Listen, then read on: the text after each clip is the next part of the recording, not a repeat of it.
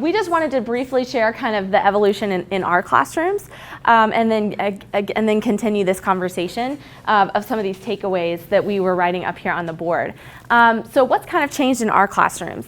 Kristi alluded to how the rubrics have changed for us, where before we felt like we had to grade everything in the notebook, and we would create, the rubric where there was a point value for each page and all of that. And then we started realizing, well, it's faster if you only write in what's missing. And so if there's nothing written there, assume you got full credit. So that got a little bit faster. And then we started using stamps. And so during bell work, I would go around and stamp homework that was completed.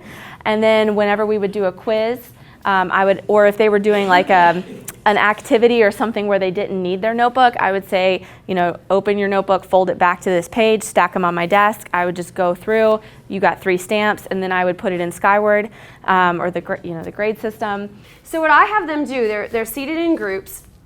And so for instance, this is their guided reading homework that they do at night. They come in together, and the expectation is that they are discussing the homework together. So what did you have for this? What didn't you understand? And they cannot write in pencil. They can have out a colored pencil or a colored pen when I'm going over while they're discussing together. But if they realize that they had a wrong answer and they're like, oh my goodness, I totally misunderstood that, then they can take their colored pencil and go in and write the correct answer in so that I can see you tried originally, it was wrong, but you actually paid attention in your group, and you're correcting that information now. And so that really builds in that accountability piece, but it's also the, hey, if you didn't get it right, that's fine. But this homework isn't just meaningless, like, oh, you just have to keep doing it. The homework is a way to get the conversation started at the beginning of the day. And I selected this student, and I actually showed this to the class because I hadn't thought to do this, but he actually color-coded. So up at the top, he said that he was going to use a red colored pencil for definitions and examples. Definitions or terms, and then a blue colored pencil for examples. So as he was talking through his homework with his group, he was adding color to the notebook so that when he goes back to study, he sees those sort of jumping off the page. And so I found this 5 minutes of time to be this really beautiful beginning of the class each day. It got them thinking about the homework. I tell them it's like a mini study group for 5 minutes. And they're talking about it, they're interacting with the material, they're adding color, they're correcting their homework together. They're like a mini study group for 5 to 10 minutes.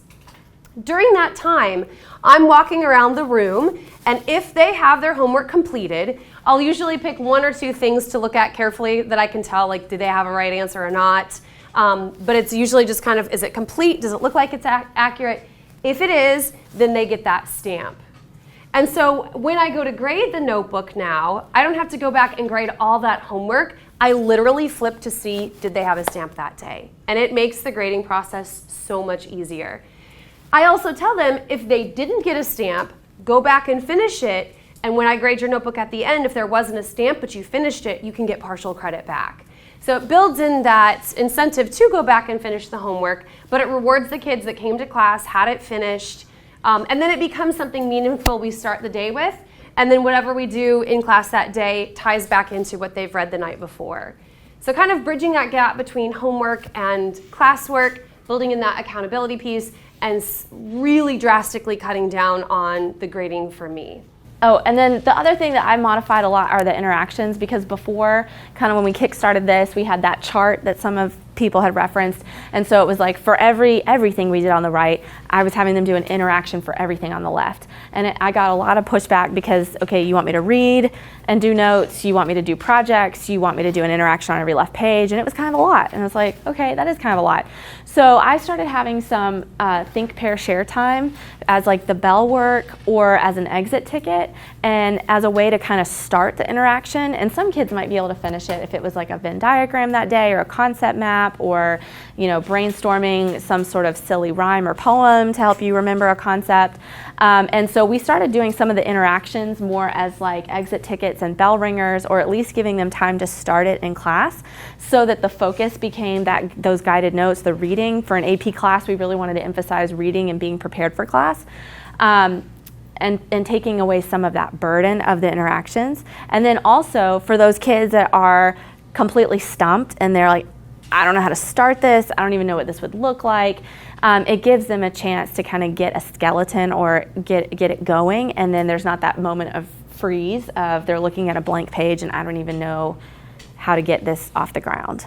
And so I found that to be a beneficial thing the last couple of years with kind of changing the way that I would get those left pages started. In terms of organization, we both have table of contents posted in our room. I think Kristi prints off a new poster for every unit. I started laminating mine and then using the overhead markers, the vis-a-vis markers, to write on it, and then I just take a spray bottle and wipe it with a paper towel to start over, and then I don't have to worry about printing a new one every time. So either way, and then we know people that do digital ones, like they keep it running in a Google Doc, and that way it's easily accessible on a Google Classroom. And then another thing that we started doing are these pockets, and I have them at the parent-teacher store. I got like the really heavy-duty magnets so that I could hang them on my supply cabinet. So one door is all the pockets for the left page, and then the other door is all the pockets for the right page. And if it's a big chapter or a big unit, then once we get to the end, then I just kind of start back at the top and start working my way down, because hopefully when you're on day 20, nobody needs handout number 1, but you never know. So having those pockets, that becomes the station where when they're absent, if they weren't able to print it off at home from the Google Classroom, they can come in, or if they lose it for whatever reason, or you're a perfectionist that wants to start over, all the extra copies are easily accessible to those kiddos. And I just have folders in there with page numbers so that if they're missing something from page 14, they just go over to folder 14 and that's there. Oh, and I want to talk about page numbers, because same thing, that's how the kids know the handouts, so everything's the same page number. So for the kids that write really big, I started having them do 14A, 14B, 14C. So they're still on the same number, but if they needed 3 pages, they can take 3 pages. And then they still just have to do the interaction on one of the left pages, not every left page. But doing like 14 point, and however you want to set that up. And then everybody's at least on the same number, because that was driving me nuts too. Yeah, again, just class notes. This is what we call a one-pager, so this would be next to the know and be able to at the very beginning, taking like, if you were going to put everything that you need to study on one page, kind of your one-page snapshot of the unit or the quiz, adding color, highlighting, that's kind of their one-page cheat sheet, not really a cheat sheet, but we don't let them use it as a cheat sheet, because as we all know, once you make the cheat sheet, you kind of remember it anyway. Yeah, exactly.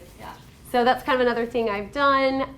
Again, a set of notes. We watched a video, pausing the video throughout. I told them, here's something you're going to sketch out or have them take notes. And then they went back and highlighted after going over the video. Again, this is an easy way to incorporate color. And it's simple. It's not drawing pictures, but it's encoding that information into memory simply by using different color highlighters. I wish I had a picture of it, and I don't, but one of the study methods that I've developed over the years is called the stoplight method, and I think this can work in any class. So if you have like a study guide, or some of you have a list of vocabulary, for instance. For our know and be able to's, it's vocabulary on the front, and then on the back are all the things that students should be able to do by the end of the unit. I'll tell them before a quiz or a test to go through that page, and they get 3 colors: red, or red, yellow, and green. And sometimes they use, pink, yellow, and green, or whatever they have with them. So that's the know and be able to sheet. Their job then is to go through and highlight first everything in green. If they know it, green means go. I know this. I don't need to spend as much time studying this. Then they go through with the yellow, and the yellow is slow down. Do I sort of know it, but I kind of need to spend a little bit more time on it? Highlight it in yellow. If it's highlighted in pink or red, it means, uh-oh, I don't know this. I need to stop and I need to spend some time on this. And I have found that that's a much more approachable way for students to study. It makes it less overwhelming, because I tell them, you don't need to spend as much time on those terms you know really well. Green means you could quiz me on it right now, Ms. Neuroth, and I know it. So I'm going to start 3 days ahead of time or whatever, and I'm going to be going over those red words over and over again. The next day, I'm going to go over the red words, and I'm going to go over those yellow words. And then right before the quiz or test, I might review those green words just to refresh my memory. But then that sort of teaches your students how to be strategic studiers. So that has worked really well for me. It's a way to incorporate color. It's a way to get them to go back to, these are the key fundamental things I need to know for the quiz. They can even go through their homework like that, or their guided reading like that, highlighting the things that they feel they understand really well in one color, and it forces them to go back to the information. You could have them do, highlight essentially the whole section that they're going to be quizzed on. So you're seeing that they've gone back, you're seeing what they're struggling with, and they're also seeing what they're struggling with. I've done something similar where instead of the colors, check mark means I understand it, question mark means it's fuzzy, and then circled means I really need you to explain this one more time because I don't even remember what this word is. And then sometimes, like one of these words, it was like, oh, I forgot to include that somewhere. And so I'll have them scratch it out and be like, just kidding, like we'll cover that somewhere else in the year, like don't worry about studying that. So kind of the same idea, check marks, question marks, and then circling it if we need to go back over. And then I'll have them turn to a neighbor and try to find somebody who put a check mark next to one of the ones that you circled or had a question, and see if you can find someone near you that their list was different, and maybe you can swap and like remind each other. And then that narrows down the list of what we need to go over as a whole group.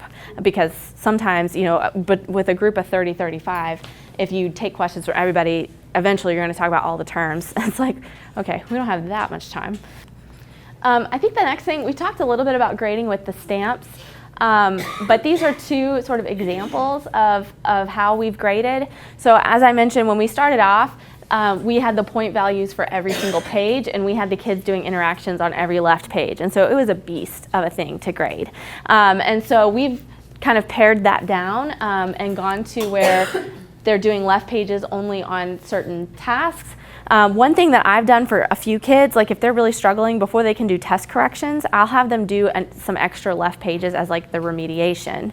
And so, okay, go back to this set of notes, do an interaction. We didn't have to do it as a class, but obviously you don't understand it yet, so I want you to do a concept map or a Venn diagram or whatever it might be. So using it as a remediation tool or extra credit, and having them do some left pages more of their choice. One idea that I got from another teacher this year, I haven't had a chance to try it yet, but I thought this was brilliant because when we teach high school, you've got like 100-something kids, so you've got all these notebooks. So this teacher takes, and maybe it was one of y'all, I don't know, they take labels, kind of like the same size labels y'all had stuck on the notebook, and they print every kid's name at the top of one of those labels. And then as they go through the 9 weeks, when they notice something good in the notebook or an assignment, they'll take that sticker and stick it on there and add feedback or a comment. And then by the end of the 9 weeks, every kid at some point got more personal written out feedback without having to do it for every kid.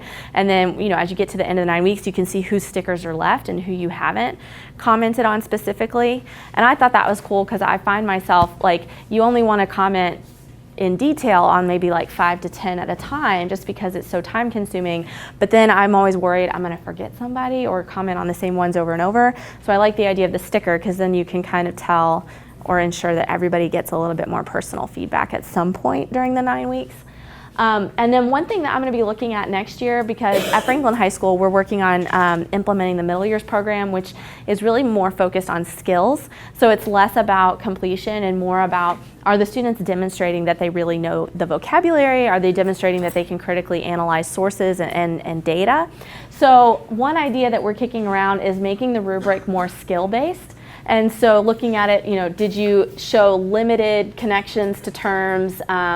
Did you show some accurate and appropriate examples? Was it mainly accurate and appropriate and substantial? Was it consistent, effective, detailed, thorough, accurate, etc.? And even though it's a scale of 1 to 8, I'm kind of envisioning like the 1 to 2 being a 70, low, like a C, and then 3 to 4 is like a B, and then 5 to 6 is like a low A, and then like a 7 to 8 is like a high A, like, you're 97 plus. So, and that's going to be hard for the kids at first because they're going to look at, a 2 out of 8 and think percentage. But I think just communicating that limited is a C, right? And you go from there. And then for some kids, if they turn in a notebook where like it's not even worth grading, then I just give it back and I say, you got to do more of this and finish it more because it's not even worth my time to grade it right now. And so that helps too, cutting out the kids where you're going through and marking everything as missing. It's like, that's not worth my time. Like if you didn't take the time to do it.